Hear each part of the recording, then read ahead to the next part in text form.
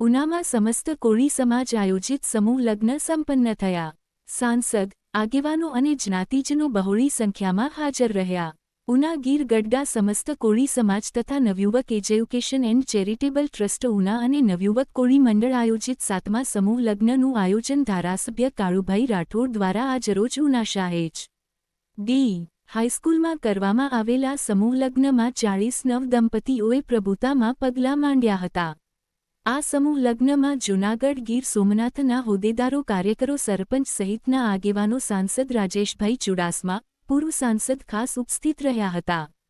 અને ઉપસ્થિત દિનુભાઈ સોલંકી, જિલ્લા ભાજપ પ્રમુખ આગેવાનોએ સમૂહ લગ્નના કાર્યને પ્રેરણાદાયી પરમાર, માનસિંહભાઈ ગણાવેલ અને ધારાસભ્ય કાળુભાઈ રાઠોડ દ્વારા આગેવાનોનું સન્માન કરવામાં આવેલ હતું તેમજ આ કાર્યક્રમમાં કોળી સમાજના યુવાનો અને આગેવાનો દ્વારા સમૂહ લગ્નમાં વર અને કન્યા પક્ષના લોકોને કોઈ પણ પ્રકારની અગવડ ના પડે તે માટે જહેમત ઉઠાવી.